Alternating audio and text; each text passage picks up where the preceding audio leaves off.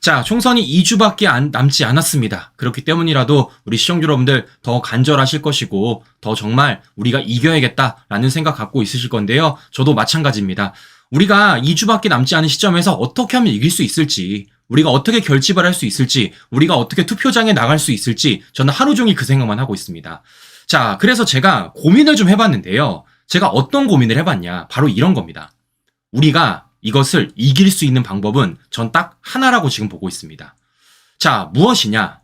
바로 적장에 목을 따는 거예요. 적장에 목을 따는 겁니다. 자, 그러니까 잘 생각해 보십시오. 지금 민주당은 이재명을 얼굴로 총선을 치르고 있습니다. 그리고 이재명이 이런 총선을 치르는 이유는 뭐겠습니까? 자신의 정치를 위한 겁니다. 자신의 대권 가도를 위한 거잖아요. 네, 맞잖아요, 시청자 여러분. 자, 그러니까 지금 이재명이 자신의 사당화를 하는 이유도, 시스템으로 공천을 하는 이유도, 지금 저런 막말을 계속하는 이유도 뭐겠습니까? 자신의 정치, 대권을 위해서 저러고 있다라는 겁니다. 자, 그러면 이런 가운데서 우리가 민주당을 흔들 수 있고 이재명을 흔들 수 있는 건 딱 하나입니다. 바로 무엇입니까? 이재명을 떨어뜨리는 거예요. 이재명을 떨어뜨리는 겁니다. 그럼 우리가 뭘 띄우면 되겠습니까? 원희룡 후보를 띄우면 된다라는 겁니다. 저는 딱 이 생각이 들더라고요. 그러니까 원희룡 후보를 언론에 띄워서 원희룡 후보가 대대적으로 보도가 되고 그런 원희룡 후보가 상승세를 그리면서 만약에 이재명에 대해서 지지율이 역전을 했다라고 하면은 저는 민주당 흔들릴 거라고 봅니다. 더 나아가 이재명도 흔들릴 거라고 봐요. 자, 왜겠습니까? 지금 이재명은 어쨌든 간에 당 대표가 돼 있기 때문에 전국을 다니면서 유세를 할 수밖에 없습니다. 그런 가운데 만약에 원희룡 후보가 이재명의 지지율을 역전한다라면은 어떻게 되겠어요? 이재명 입장에서는 난감해질 수밖에 없죠. 왜겠습니까? 자신의 방탄조끼가 사라지게 되니까. 지금 이재명은 어떻게든 방탄조끼가 필요하고 그 방탄조끼를 두껍게 하기 위해서 시스템으로서 공천 작업이 이루어진 것 아니겠습니까? 그런데 1단계 방탄조끼를 우리가 찢어버린다라면 이재명은 그야말로 아무것도 없게 돼버리는 겁니다. 자, 그렇기 때문에 저는 지금 이 시점에서 우리가 원희룡 후보를 띄우고 원희룡 후보가 이기게 만든다라면 저는 충분히 이거 역전할 수 있다. 우리가 이길 수 있는 발판을 마련할 수 있을 것이고 설령 우리가 지더라도 뭐 하는 겁니까? 이재명의 정치 인생은 확실하게 끝낼 수 있다라는 겁니다. 자, 무엇보다 오늘 원희룡 후보가 정말 좋은 공약을 내놨습니다. 정말 좋은 공약을 내놨어요. 어떤 공약을 내놨는지 우리 시청자 여러분들에게 오늘 세세하게 전해드릴 예정이니까요. 오늘도 끝까지 시청 부탁드리면서 보시는 중간중간에 좋아요 꾹 눌러주시고 우리 구독 버튼도 꾹 눌러주십시오. 자, 실제 지금 어떻습니까? 인천 계양을에서 원희룡 후보 많이 따라잡았어요. 이재명 46%, 원희룡 42%입니다. 많이 따라잡았어요. 이거 참고로 지금 오차범위 냅니다. 오차범위 내예요. 자, 이렇기 때문이라도 우리가 원희룡 후보를 더 띄운다라면 저는 충분히 이거 우리가 되돌릴 수 있다. 이와 관련해서 우리가 총선 승리의 발판을 마련할 수 있다라고 보고 있는 것입니다. 자, 그러면 중요한 건 뭐겠습니까? 이런 원희룡 후보를 띄우기 위해서는 단순히 우리가 뭐라고요? 원희룡 잘한다, 원희룡 찍자라고 말하면 설득 안 된다고요. 우리는 뭘 해야 되겠습니까? 제가 윤석열 대통령 민생 토론회를 열심히 알려드렸던 것처럼 원희룡 후보와 관련돼서 어떤 정책을 내놓고 있는지에 대해서 우리가 세세하게 공부하고 이와 관련해서 알려줘야죠. 그래서 제가 실제 원희룡 후보가 지금 계양에서 어떤 정책을 내고 있는지를 보여드리겠습니다. 공약이 엄청 많아요. 보시면요, 이렇게 공약이 있습니다. 네. 자, 이렇게 고속도로와 관련된 공약도 있고요. 더 나아가서 개발과 관련된 공약도 있고요. 더 나아가서 계양 경기장 부지 서울올림픽공원처럼이라는 공약도 있고, 더 나아가 사교육비 건감 시범지구 추진하겠다 이런 공약도 있고, 보시는 것처럼 이렇게 아동과 관련된 공약도 있고, 더 나아가서 어르신들을 위한 공약도 있습니다. 굉장히 많은 공약들을 저렇게 내고 있다는 걸 우리가 확인해 볼 수 있다는 겁니다. 이런 거 우리가 알려주자라는 거예요. 왜냐? 이재명은요, 안 했거든요. 이재명은. 지금 보시는 것처럼 저 6가지 공약을 내놓고도 이재명은 하나도 안 했습니다. 하나도 지킨 게 없다고요. 지금 뭐 하는 겁니까? 이재명이 인천 계양에 와서 한 게 없다. 반면에 원희룡 후보는 이런 다양한 공약들을 추진하는 것이고 이런 공약들을 윤석열 정부와 발을 맞춰서 이뤄내겠다라는 것을 우리가 선명하게 보여주면 된다라는 것입니다.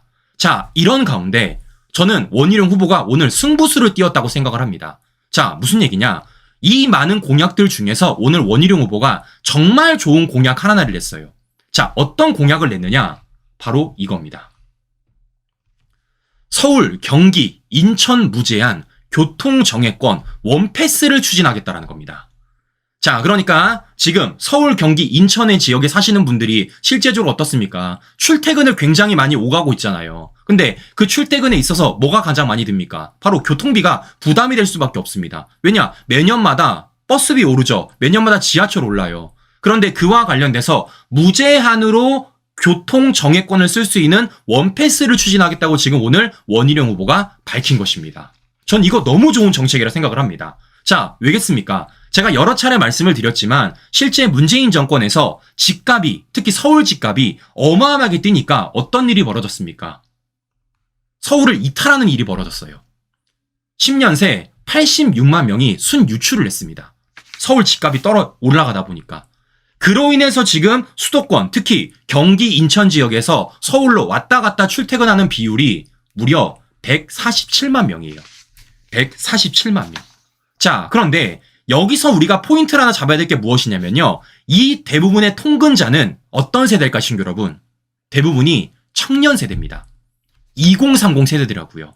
왜냐? 실제 서울에 살고 싶어도 집값이 뜨기 때문에 우리 2030 세대들 다 어디로 가는 겁니까? 경기도나 인천으로 갈 수밖에 없는 겁니다. 그런 과정 속에서 우리 2030 세대들은 어떻습니까?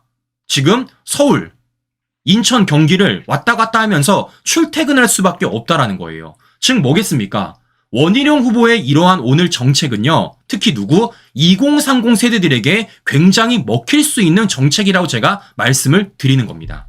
자, 왜냐? 바로 이 교통비와 관련돼서 가장 민감한 세대가 바로 2030 세대이기 때문입니다. 무슨 얘기냐? 얼마 전에 서울시에서 정책 하나를 내놨어요. 월 6만 원대 서울 대중교통 무제한 기후 교통카드를 운영을 시작을 했습니다.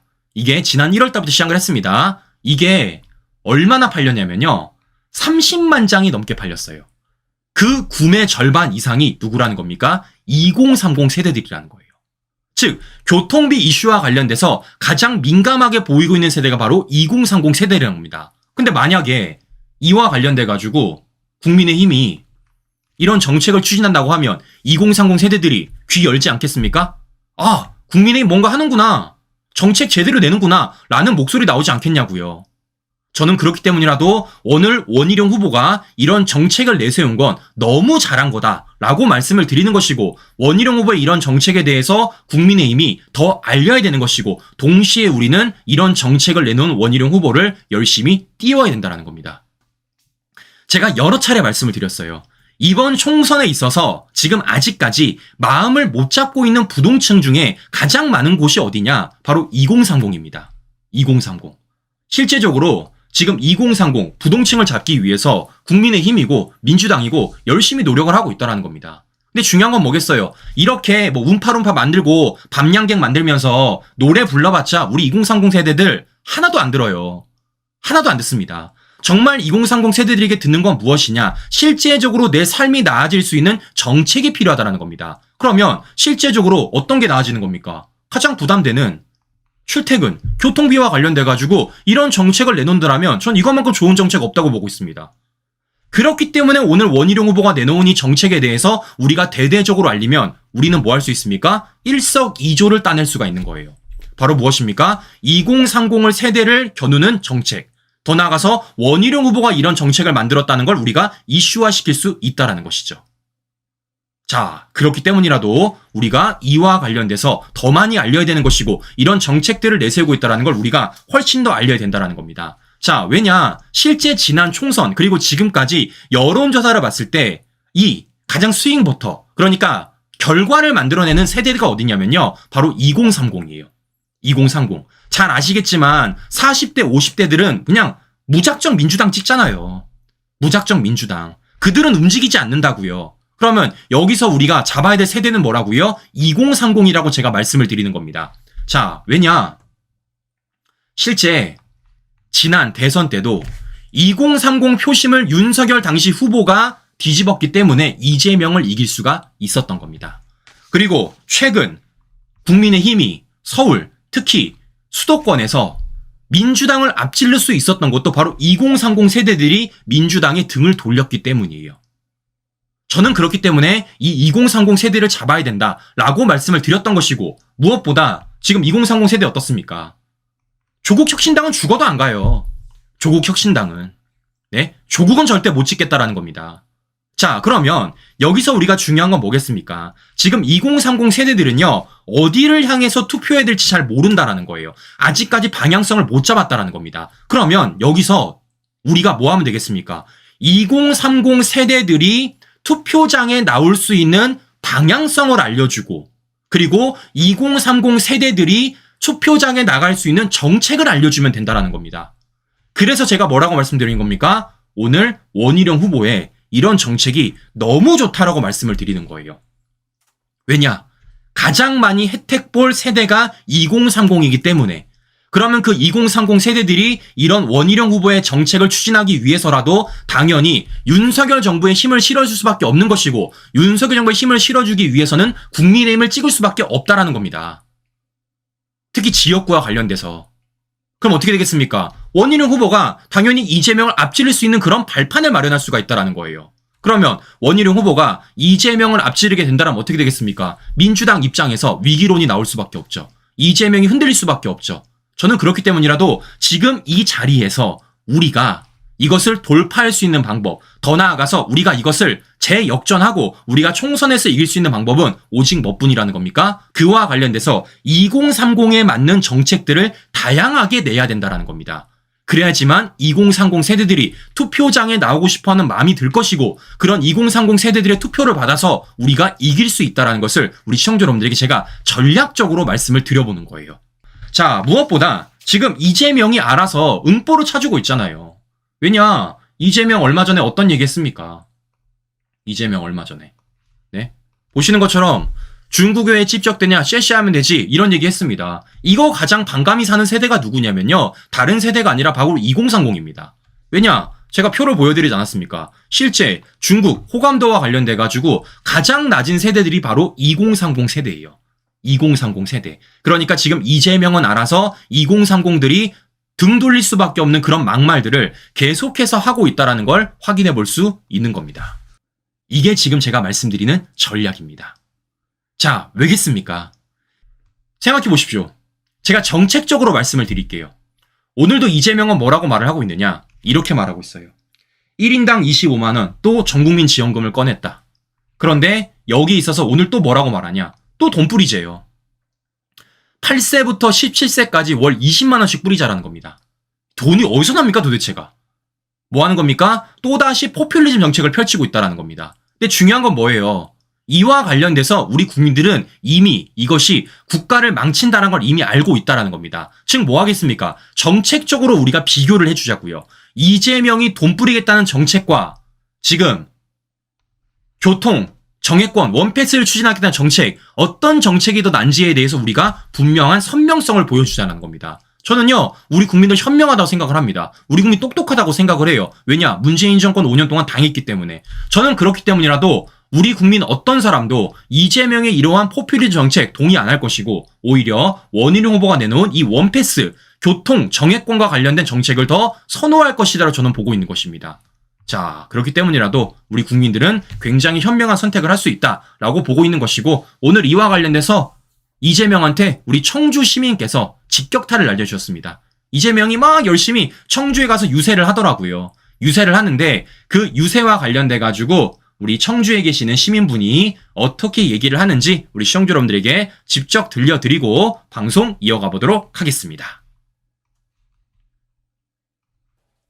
충주에서 민주당이 이겨야 진짜 심판을 하는 것입니다. 정치가 바뀌어야 여러분의 삶이 바뀝니다. 여러분의 다음 세대들의 삶도, 바로 여러분의 미래, 여러분의 노후도 바로 지금 이 순간 여러분 손에 달렸다는 거 꼭 기억해 주시기 바랍니다.